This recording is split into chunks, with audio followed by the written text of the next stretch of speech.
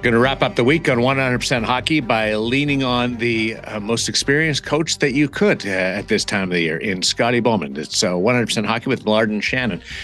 Are you ready?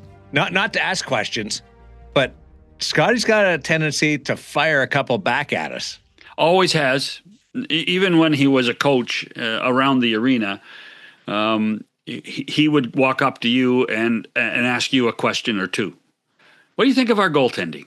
How are we better? What's going on with this team? He always was inquisitive. He was the first guy. I still remember this. Gosh, this has got to be mid-90s. He was the first guy to really read a lot of newspapers via the internet. And so I remember meeting him in the hallway at Maple Leaf Gardens. And he's got his computer underneath his arm, and he's going somewhere. And I think there's no such thing as Wi-Fi at this point, so you have to go and find a cable to plug it into, or a dial-up. And the first question, I'm ignoring that. The first question, he says, John, how many newspapers you got bookmarked? I said, what? Bookmarked. How many bookmarks you got? You got bookmarks? Because you have to. So he had a newspaper in every town, and so he'd read all the stories from the local writers, and that's how he would he consume the game constantly. So he said, "Yeah, I got 32 bookmarks. I'm reading papers all the time." And so that was Scotty at his finest. He's getting he's not slowing down at all, Daren. He is not slowing down. And I guarantee you he's watched more playoff hockey this year than you and I have. So it's interesting to bring up the bookmarking of newspaper sites. There was a World Junior Championship in Buffalo one year, and Sportsnet sent us down there, Kipper, Doug, and I. And I'm the lowly host. Those guys are the stars, and I'm just there to drive, basically. I can't have opinion or anything. But we walk into the rink, and Scotty Bowman comes up to me with his iPad, and passes right by Doug and right by Nick, and it's like, Daren. I can't get the Sportsnet app to load. It was geo-blocked. That was why. But here's Doug and Nick looking at Scotty Bowman coming up to me to ask questions, and they were far enough away that they couldn't actually hear. So I just told him, I said he was wondering about Team Canada's power play, and he was looking for some inside information. So I totally, but it was the exact same thing. He was ahead of the curve. Wanted to know about this app thing. That reminds me of a story. Nothing to do with Scotty Bowman. Is that because you work for Sportsnet, you had to be able to fix the website. I was the vice president of broadcasting for the National Hockey League, and Bill Torrey phoned me to fix his satellite dish. And you did? Well, yeah, that's when I fell off the ladder in his front yard. And he thought he was going to be in the midst of a lawsuit. Yeah. I might have been closer with his opinion on that. Shannon's coming after me now. Oh, it's going to be fun. Now, let's get to it. We'll take a break. We'll come back with Scotty Bowman, 100% Hockey. No, hold on. The great Scotty Bowman. A playoff edition with the great Scotty Bowman on 100% Hockey with Millard and Shannon. And listen, he will ask us a question at some point. I guarantee it. Back with Scotty right after this. NHL TV is now on DAZN. Hockey lives here. Here we go. Watch every game from every team. The best players in the world. And the coldest plays on ice. Watch up to 4 games at once for the ultimate NHL experience. Sign up now at DAZN.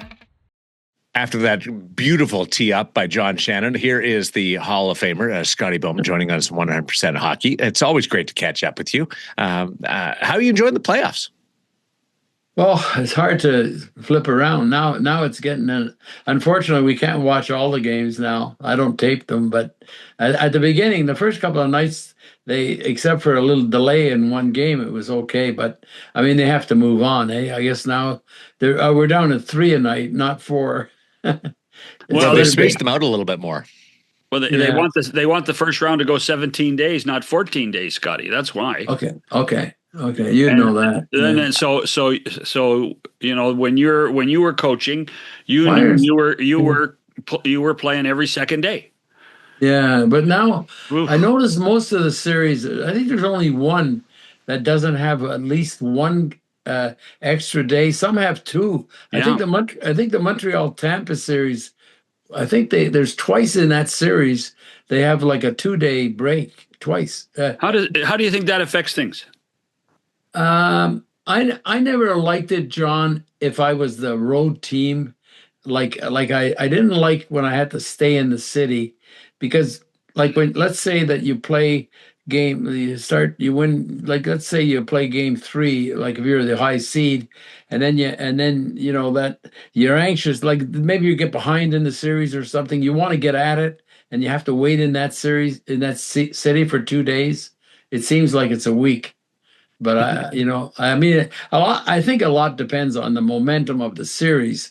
If you are on a roll, you want to play, and if you don't, maybe you want a little more time. But injuries could be a good. There's some of these guys. I mean, they play hurt in the playoffs, and obviously, if they get an extra day, some days it helps a lot. Anaheim and Edmonton is a focus of yours, I know. I've been watching that, but the games are at 10 o'clock. I have a hard time watching all the way through, but I tape it and watch it the next day, and then there's other games. But I suspected that Anaheim would not play a run and gun. Like, I mean, they're doing a lot like same as Philly. Philly's not really, even Boston. They do this, that the popular system now, like not like it was say 10 years ago. The 1-2-2. The 1-2-2 is something that, I mean, if you're definitely playing a team that has a lot of offense, it's probably the way to go. Because, I mean, you're chasing them in their end, and you're getting 2-3 guys caught, and they can handle the passing and skills going up the ice. You're better to have more people at the blue. Like, you can't do it like before because of the center line, but you can force them to shoot it in. Mm-hmm. I mean, that's the secret. I mean, if you force the other team to shoot it in, and then you have a system where you pull one defenseman back a little bit, or you have a goalie that can play the puck, or you have defensemen that are well versed in handling the puck with each other. As long as you don't get hammed in every time they shoot it in, it's a pretty good strategy. I mean, and that's I think, I mean, if you're playing against high class offensive players, it's much better than trying to play. And I think that's what Anaheim's going to do. And I think it's so hard. The reason it works, John, is there's not a good individual player that doesn't feel, and I coach a lot of them, that you try to reason with them and say, this is the only way you're going to be able to combat that. And they say, well, how is it? Well, I said, you have to go. We'll have to tell you which side to go on, and if there's matchups, and you'll have to go against one of those 3 guys that are standing, or 2, and pick. And you'll have to go with 2 guys, though. You'll have to go and do a 2-on-1 if you want to get across without. And I don't like shooting it in either. We got a 2-on-1. One of the weakest guys, he doesn't have as good a stick or something, but it doesn't work because there's not a good player these great players that there's you can't. They don't think that they can't beat everybody. Yeah. Right. So I mean, that's why it works. And they get stymied, and are going to try harder the next rush up the ice. But it's a pretty effect. Even though the center line was easy to do, it's more difficult to do now. And I don't know if you can do it against. I wouldn't want to do it against every line. I wouldn't want to do it like continuous, because you gotta gamble a little bit, What do you see Joel's team doing against Connor McDavid that he hasn't been effective?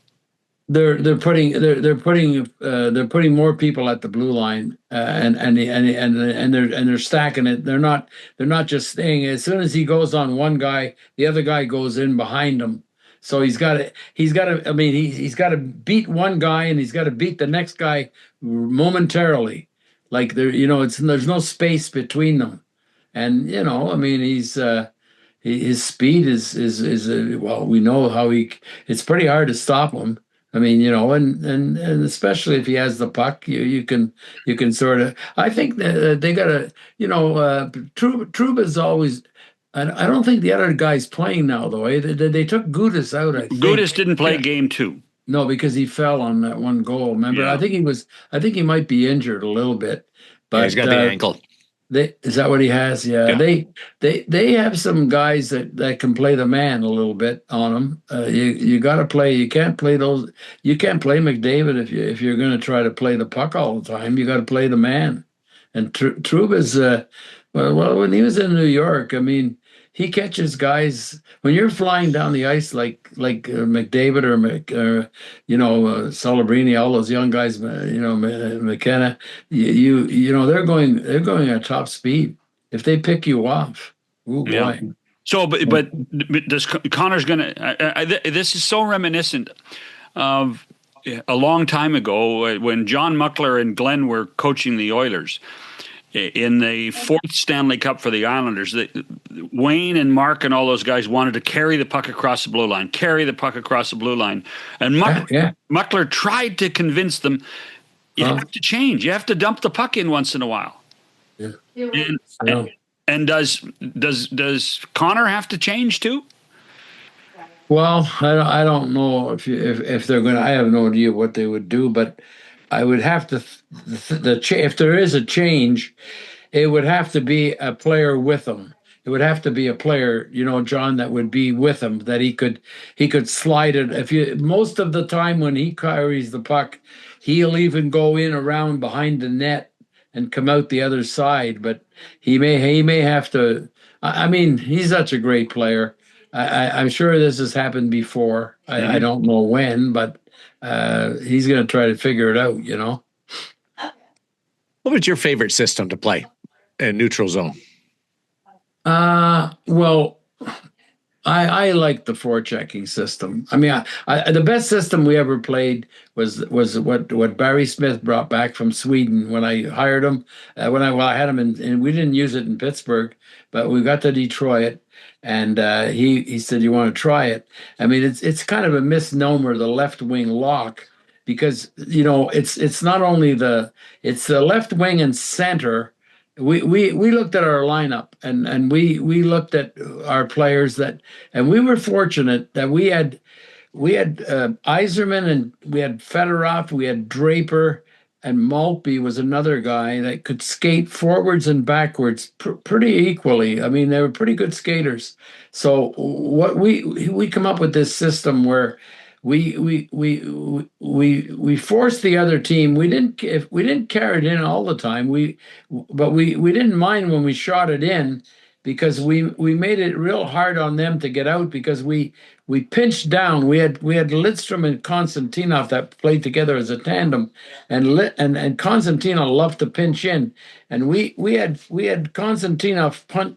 We had to try to put the puck on their left corner and our right side coming down. So we tried to keep it away from the goalie, and we tried to do cross ice dumps.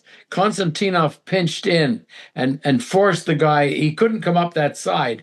So the teams would throw it around from 1D to the other side. But at the other side, we had one of the forwards. It was either the left wing or the center. Even on rush attacks, whoever was closest to their net, he had to stay in and forecheck, but the closest guy to the blue line had to pull back, and he had to take that left lane. So it could be a left winger, it could be a center, but it was one or the other. And we also had Larionov too, who could skate backwards, and he was smart. So we basically divide the rink into 3. As they come out, we had our left wing or our center took the 1/3 of the rink on the left side. We had good left defensemen. We had Lidstrom, Coffey, and Fetisov. They were all experienced. They could all skate backwards well. Coffey wasn't a defensive guy, but he could really skate. And then on the right side, I know we had Konstantinov. I'm not sure who else. We didn't have Murphy at that time, but we divided the rink into three. Brian Rafalski? No, that was a bit before him. Okay. But any maybe Aaron Ward was one. But anyways, what happened is they come up the ice. We forced them to come up, so they're coming up against a forward.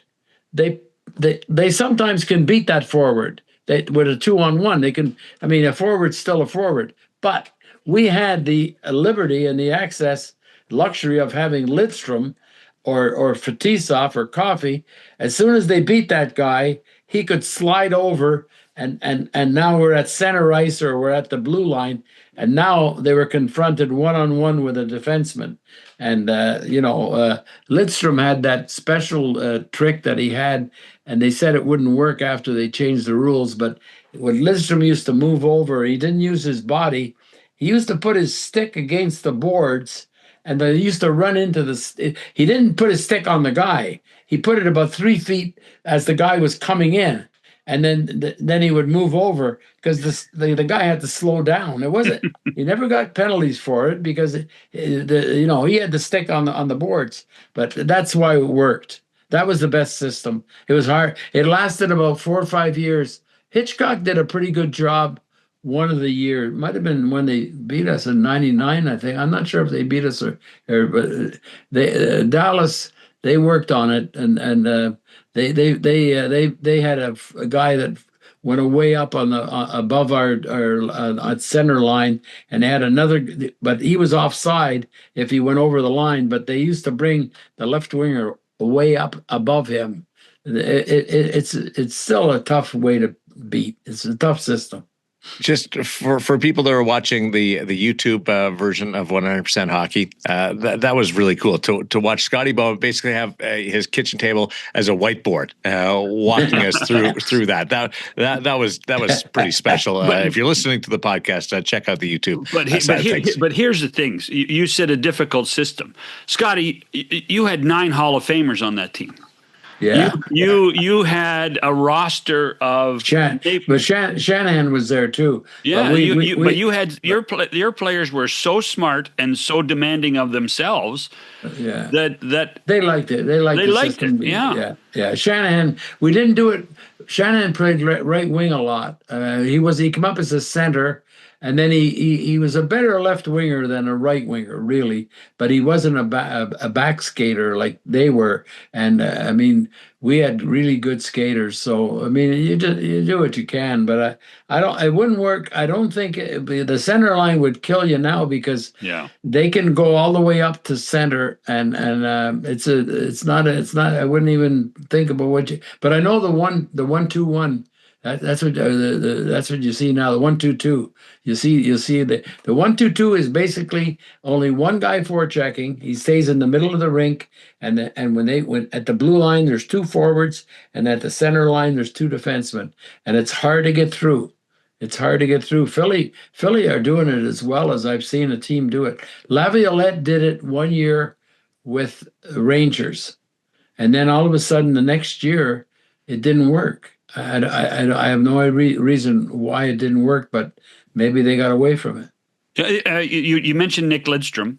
I couldn't help but think of him when I watched Boston-Buffalo Game 2, and Geeky flipped the puck in past Luukkonen from center ice, and that reminded me of Nick Lidstrom on Danny Cloutier in Game 3 in Vancouver, which you had lost both games at home. Yeah.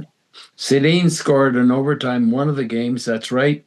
And they were a good team. I mean, the Sedins and Naslund was one of the better lines in the NHL that whole couple of seasons, but that was a huge goal, exactly. But I was thinking the same thing when that puck went in the other night on Luukkonen. I said, oh my goodness, is this going to be? But they came back.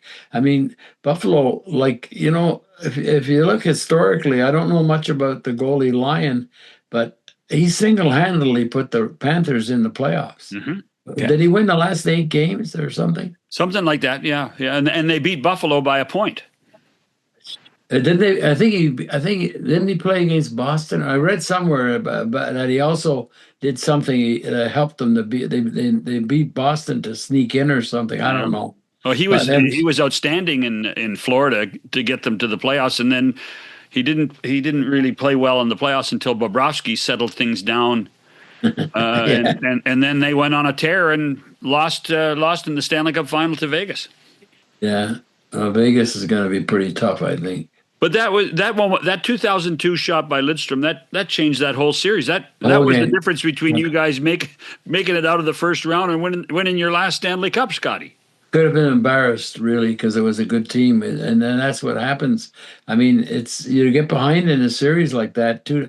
Vancouver was not an easy place to play. I always thought in the playoffs, Vancouver, a lot of excitement, and I don't know, it's not an easy place to go in. I mean, Boston won the 7th game in there on their cup in 11.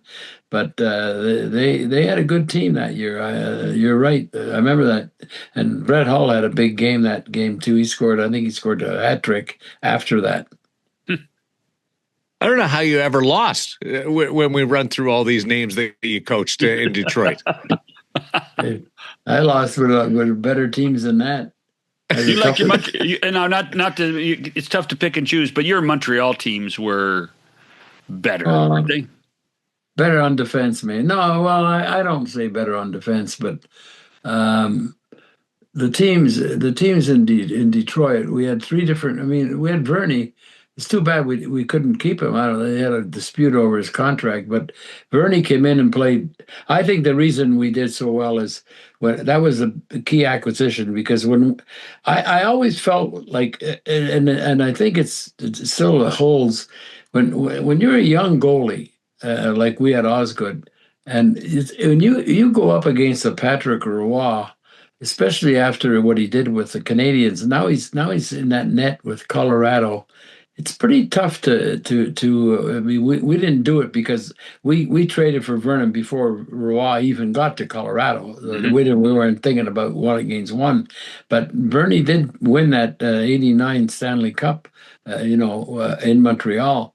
And he came in, and boy, he made a big difference to that. He just the confidence of a veteran goalie. But I always think about if the other goalie in the other end is not, it must be tough. Like right now, I mean, he's doing okay, but the goalie, maybe the goalie from Montreal, he is from Europe, so maybe doesn't have. I don't know if he knows, but like Vasilevsky's is one of the he's been one of the better goalies for a decade, and it's tough when a goalie goes in and that other guy's making saves all the time, and you're on the other end and you're an unproven goalie. It's not an easy match, and Bernie came in and then he worked a lot. We did win the second cup. Osgood had a good year, and he was a good goalie.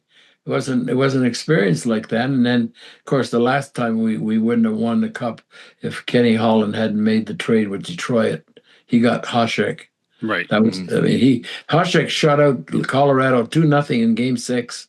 That was a hang of a shutout. I mean, not many teams would go into and in Colorado and us were about equal. They had Hall of Fame players too, and they had goaltending. They had everything, and we went in there and won 2-0 and won the 7th game, another shutout. But that's quite a feat to have 2 shutouts back to back, 6 and 7. Let's take a break. We'll continue with Scotty Bowman on 100% Hockey with Millard and Shannon.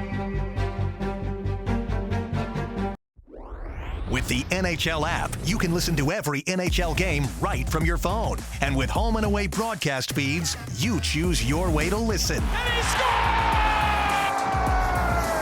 Whether you're at work, at the gym, or stuck in traffic, the NHL app puts you right in the action all season long. Every team, every game, everywhere you go. Download the NHL app and never miss a moment. Just pick up on the thread before we went to break. How involved would you get with your goaltending during the course of a season? No, I had a goalie coach, Dave He was with us a couple of years in Detroit, but Jim Bedard first. Right. Yeah, and then we had Dave, but we didn't do much. They weren't there all the time. We never had. I never had a team that had a goalie coach that traveled like it is today. And Really? No, we never. Maybe Bedard a little bit, but I don't remember if he traveled on the road.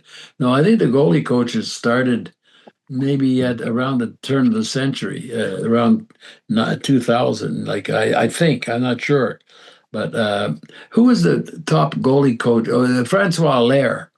Yes. Wouldn't he be one of the first well-known ones? Or and Francois and Benny. Yeah, the two brothers, eh? Yeah. Two brothers. Yeah. And also the ones. Well, don't forget your old Stefan Waite. Well, before those guys, and you talked about Mike Vernon, Glenn Hall. Yeah, but I remember Vernie telling us, like, Glenn didn't do mechanical stuff. He tried. I think what he worked on him. Glenn worked on Vernie. I saw an interview with Vernie, and Vernie said he worked on the mental part of the game, that you can't get down. You let a bad goal in, you move on. And he thought that Glenn did he put him at ease. Being you're a goalie, you chose the job. And, maybe the fact that Glenn played so long and so many consecutive games and didn't have a mask and had injuries and stuff like that. But you're right. He would have been you're in the 80s now. You're right. Yeah. That would be 86 to 90. And Jacques Plante, another one of your old guys. Jacques Plante did coach. He certainly helped Bernie Perron. Yeah, Bernie always said that Plante was his idol, and Plante was able to. Plante was a very good student of the game. Oh my goodness! I mean, Plante played like when he came to us in St. Louis. He told me the same thing. He said, I would much. That was one. He was kind of. He wasn't sure of himself because it was a retirement coming out 3 years later. But he said, I would like to be able to play if I could early on and only against the West Division, because I would like to get to know the player, because that's the division we're going to play more games in. We only played a home and home with the East, but Jacques had a book on when they had 6 teams in the league. Jacques was a master at knowing who's going to come down the wing and take the shot, who's going to come down the wing and try a backhander, who's going to come down and maybe, if I have a breakaway against me, who might try to deke me. Yeah. So, and he had that poke check. He really had with 6 teams and you're playing them 14 times, those players a lot. And now, John, even now, like in the NHL, and I don't know where it was I don't think it was in Jacques' years, but how many goalies are playing like with the opposite hand, catching on the right? 3, maybe? Oh. 3? There's a few more than that. Washington has 2. Yeah, but they're not in the playoffs now. No, but Vamelka in Utah. Yeah, that's the one. Is he this one guy? I think he's the only one in this year's postseason. Yeah. That is a southpaw. Wow. Going through my head, Rolodex. Yeah, I think he would be the only one. On the subject of that series, Tortorella's coached 10 games with Vegas. Final 8 in the regular season, 2 in the playoffs. How long would it take a coach? So if you joined a team, how long would it take you to get to know your team? Well, I'm sure he must have known a little bit about them, but to know them, I would say after you're running the bench for a few games, John's an experienced coach. He would know who can I depend on when I have a lead. What do I do if my team's behind? How can I, his game management would be pretty strong because of his experience of knowing who to put on the ice at the right time. That's what I think. And so 10 games would be enough? Oh yeah. And I think John has been around so much that he wouldn't want to. I think he's. I know when I went and Bob Johnson was sick and I had to do that job, I was determined to say I'm not going to change a lot. I'm just going to try to steer the course, steer the boat, and I don't. Because I mean the team was successful. Vegas has a certain amount of skill, but they have a certain amount of will. I think he was more interested in getting the will of the team back to what is our identity.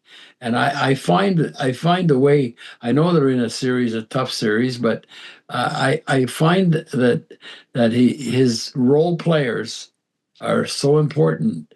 That I don't know if they were as important before or not. I don't know if they were, but the role players are ones that often swing the balance with these. When you got some super players, which they have 3 or 4, your other role players. I mean, those Colasars and those kind of guys that show up and play hard. That's what we looked at the Panthers play, and they had a lot of great individual players, but they made it tough to play. I think John has made it clear that we have to be a lot tougher to play against, because that's the way that they were. That's the way they came in the league too. Mm-hmm. I mean, they have a team like that. And I mean, as long as you don't get a rash of penalties. Penalties can hurt you in the playoffs. We know that, especially when you play good teams. Like Edmonton would be a team that's maybe not scored in 2 games, but you'd want to be careful not taking a lot of penalties. You don't want. You want to. I even saw the interview with John Cooper, and he was just terribly upset after that one game. He said, we took 6 penalties, and he said they scored 3 goals. Now he said 50% the penalty kill, but he said 50% when you take 2 penalties isn't that bad. Yeah. Well, you take 6, you can't expect it. I mean, he just was so upset, and 4 of the penalties were offensive penalties.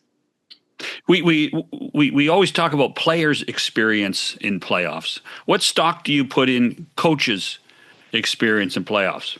For example, last night, Sabres beat Bruins, Hurricanes beat Senators, Avalanche beat Kings, and all the experienced coaches won.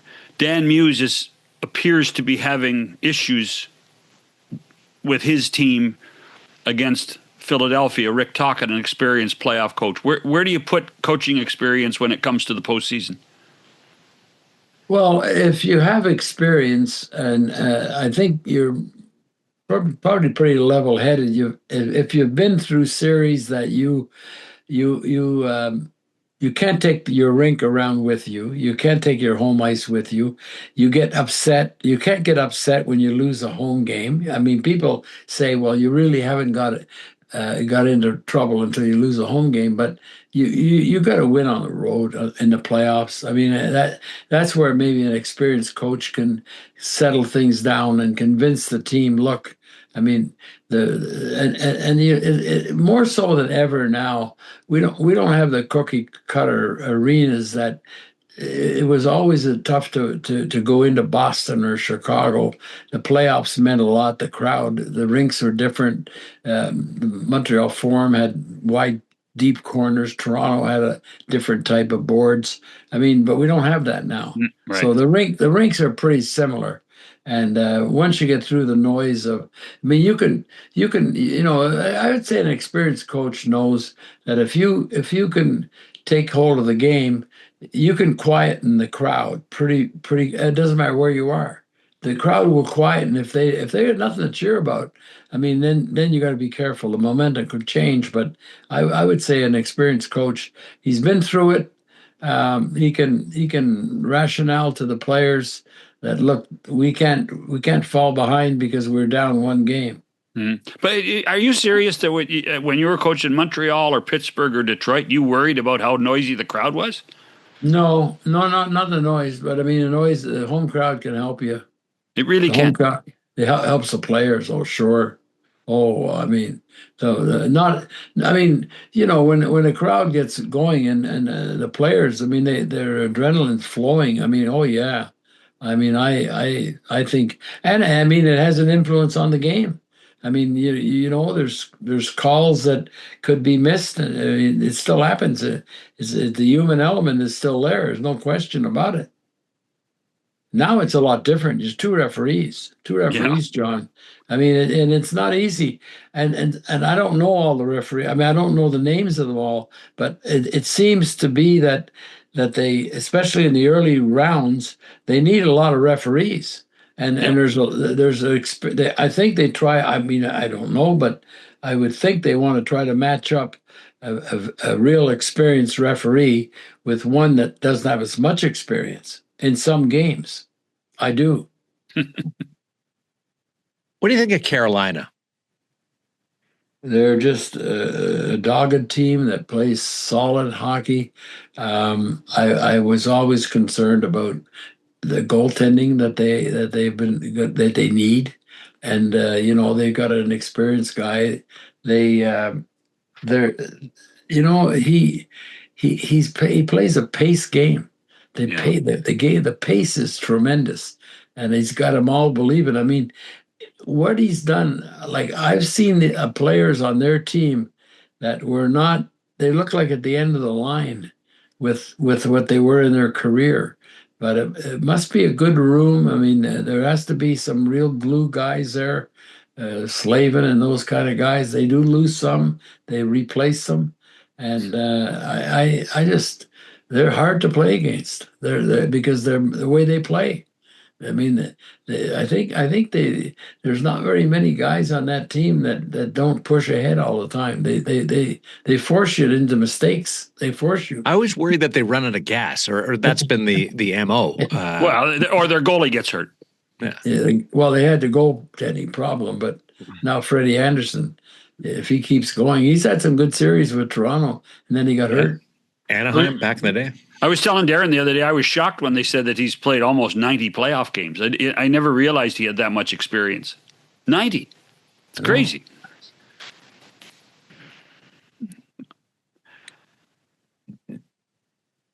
Brandon Bussey was the other player that they could have gone with. Yeah. And the Russian goalie was injured. Kochetkov, yeah. Kochetkov, yeah.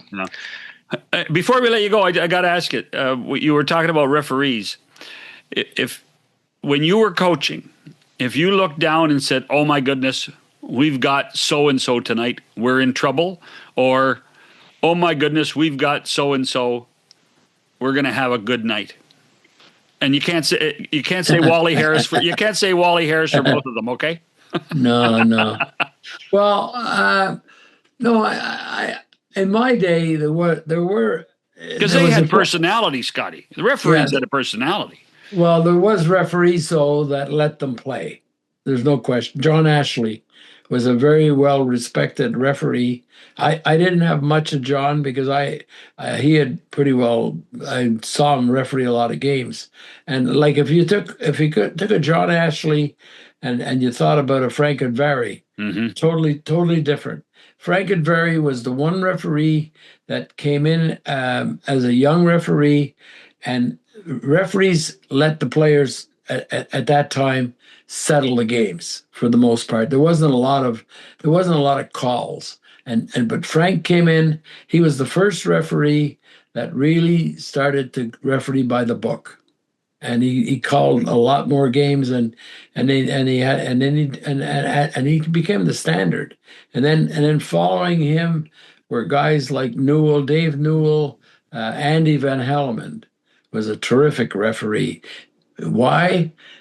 Most times with Andy, he was very businesslike, but don't expect in 2 minutes to go in the game that he's not going to call a penalty because there's only 2 minutes left. But he had pretty well control of the game. And I think it was a lot different when there was only one referee, because if you're coaching, and I knew the referees like Wally Harris, John Ashley, Dave Lewis was another, he didn't have his Brian Lewis. Brian Lewis. He didn't have as tight a standard as some of the others.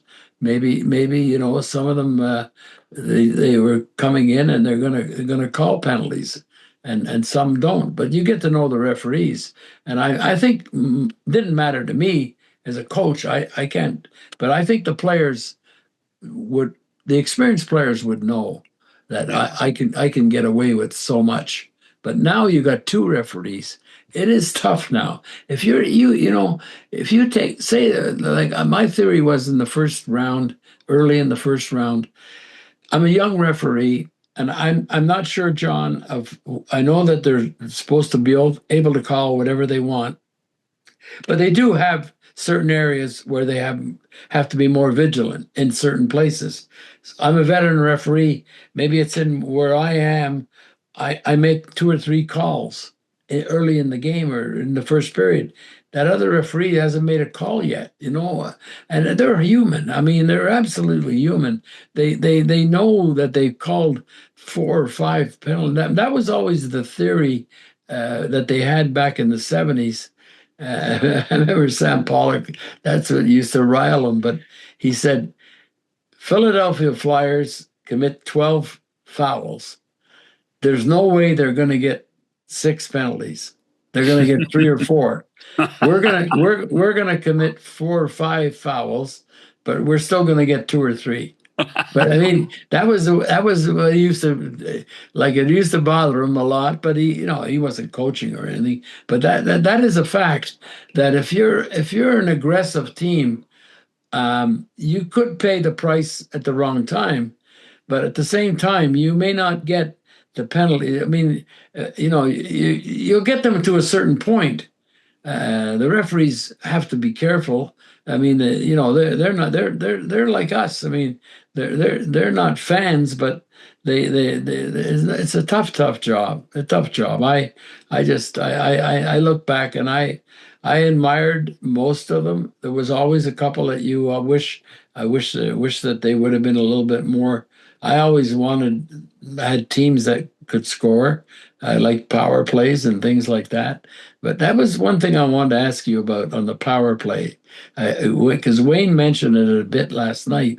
But I was thinking another thing about a penalty shot. I was going to ask you guys. I was more thinking. I wasn't thinking about in the middle of the game. I was thinking I have a 1-goal lead.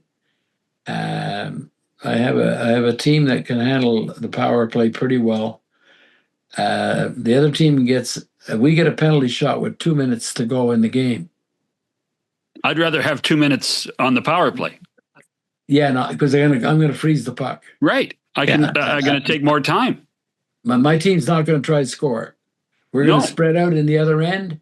We're going to throw it across to each other. We're going to throw it back to there's always going to be an open guy. That's who the puck goes to him, and somebody else is getting open. It's as close as Dean Smith's 4 corners as you can get in hockey. Okay, now what about now the penalty shot in the middle of the game? You're down like the other night, or you're up, and you're pretty well convinced that the shooter is not a scorer. Right. He's not a scorer. Do you want to be able to use a scorer, or do you want to be able to? No, I'm gonna bypass the penalty shot. We're gonna take my chances. I'm gonna have a power play. Would that affect? See, the problem with that is it's not changing a lot, because a penalty replaces a scoring chance. Suppose this is how it starts. Penalties are supposed to be replacing a scoring chance. Yeah. So you're not giving them two more. You're not giving them 2 chances. You're only giving them 1. They have penalty shot, or if they score a goal, but you're giving them 2 minutes. Right. In the international game, you can choose anybody to take the penalty shot. And it's, they have other rules, like the shootouts. Anybody can keep shooting. Yeah. After a certain point. Yeah, that's right. No, but it's interesting that perhaps the team who was fouled should have the option.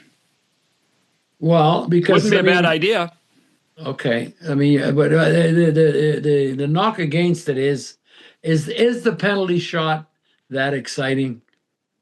Oh, of course it is. Yeah, but there's a lot more than there used to be, John. Yeah, but still, I mean, based on what we saw, we've seen three penalty shots in these playoffs already, Scotty, and nobody scored. Okay. Yeah. One in overtime. One in overtime. Goals?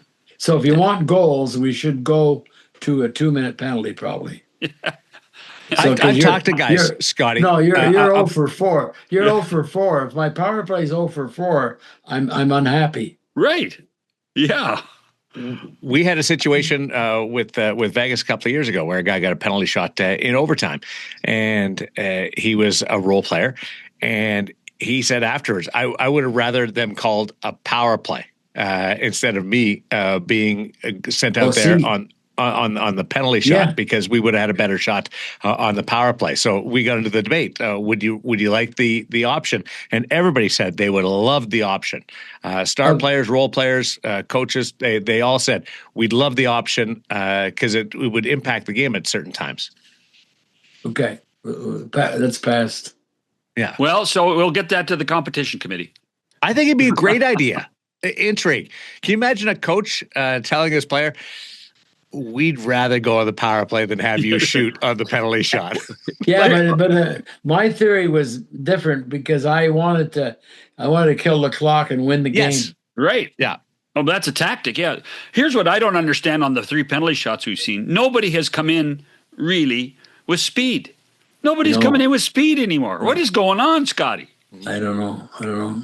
Wouldn't you tell your guys to come in with speed? The goalies are so adept now at spreading their pads low that if you go in slow and you deke, you cannot get the puck up over the pad. You got no room. I just wish they'd come in with speed. That's all. Yeah, Zegras goes. He walks the first 10 seconds, and then he speeds up. Yeah, and then he and then he shoots. That's what he does. You're right. I like the shot. No problem with Mason McTavish. He's pretty good at going slow. Is that what he does the same? Yeah. But the days of William Nylander, Michael Nylander, sorry, William's dad. Yeah. He would come in. He would come in just as slow as could be for about 25 seconds. It would take him to get from center ice to the goaltender. Gosh, it was awful. But was he trying to go slow? That's the question. Oh yeah, he was trying to go slow. It was serpentine, Daren. It was serpentine. Can we hook up with you after the first round? Reconnect and see I'll where be we around. Yeah, I'm still in Florida till the middle of May. Okay. Well, you might be going to Sabre games after the middle of May, the way they're playing. Oh, I think they're gonna. Well, I favor them now to get in. Don't you? Yep, I do. I mean, not favor. I meant like they got a good team. As long as the goaltending is not the differential. Yeah, and Swayman's he's a good goalie. There's no issue about him. And they looked confident in game number 3. Yeah, but you can't take your rink with you, so now they got home ice again. Yeah, they do. Yeah. Thanks to Scotty Bowman. We'll be back to wrap up this edition of 100% Hockey with Millard and Shannon right after this. We'll talk to you soon. Bye, John. Hey, buddy. Bye, Scotty. Bye, Daren. NHL TV is now on DAZN. Hockey lives here. Here we go. Watch every game from every team. The best players in the world. And the coldest plays on ice. Watch up to 4 games at once for the ultimate NHL experience. Sign up now at DAZN. I thought maybe my buildup about him asking a question was going to go by the wayside, and I didn't want to be that cheesy, like to save it. Go anything you want to ask us, Scotty? No, yeah, don't. But he got it in there. He got it in. You know what fascinated me with Daren was the smile on your face. Well, he's explaining the 1-2-2. Yes. And here's the other thing. So you've heard. I was waiting for him to bring out the salt and pepper shakers and diagram it. I think he should bring the whiteboard out the next time and turn around and use the magic marker on it. That would. But he was moving things around on the table. So if on the YouTube version you do see that, which is to me was fascinating. It was also that was one of the coolest things I've ever experienced. But here's the thing that Scotty did in that period of time, and this is an old issue for me, and this is for broadcasters. Never once in his explanation of how his forecheck system worked, never once did he use F1, F2, or F3. But that's what it's called now. John. Only inside the game, not for the public consumption. But what happens inside the game will eventually go public. That doesn't make it right. If you're trying to convince anybody who watched or listened to Scotty there, even if they don't know the game of hockey, can understand it. So if we called it first forward, would you be okay? Yes. Okay. Yeah, I would. Because they mean the same thing. F1 is first forward. F2 is second forward. But I understand order. We talk too much inside the game. I think you have to get with the times a little bit. No, this might be on you. I'm actually trying to talk to people who want to learn about the game, not the people that already know about it. The F1, F2, that's talking to the inside world. I don't mind it when coaches or people break it down that way. I have more of an issue when somebody who is not new to the game, but never really played the game and is trying to sound cool by using F1, F2. That drives me bonkers. This is just my monthly memo to people. Remember who you're talking to. I want more people to love the game and enjoy the game. And I don't think you're giving people enough credit. I think they can figure out F1, F2. Now it's been around for that lingo has been around for a while. That doesn't mean I have to like it. Because I don't think people accept it. No, I don't think people who have never played the game truly understand it. And if we only talk to people that know the game and play the game, we're not giving the game the true opportunity to grow. We're not. Sorry. I would, if I was hosting and the analysts used that terminology, and I've done this before, I would follow it up with F1 is first forward. Particularly in a town like you live in, that not everybody's in tune with what the game is. Mm-hmm. In newer cities, F1, F2. I mean, it goes to my anger about analytics and context, because you can spew in many numbers as you want, but how does that compare? What does it mean to somebody who doesn't necessarily understand what analytics are for? So you're thinking they're talking about Formula One racing? Is that and Formula 2 racing? I guarantee you there are some people out there that think that, yes. I was joking. I'm not. I'm always serious. I am, after all. Yeah, you do a promo on Vegas radio that talks about how much fun we have. Oh, yeah. Well, I have fun. And then I bugged you. I'm like, you don't sound like you're having fun when you're reading it, but we're having fun. Or... God damn it, we're going to have fun today. Whether you like it or not, we're going to have fun today. That's right. Like the family vacation. Yeah. That's like the famous Harold Ballard line. If I want your opinion, I'll give it to you. Have a good weekend. Enjoy the playoffs. And we'll see how many series are wrapped up by the time we next talk to you on 100% Hockey. Like us and give us a thumbs up.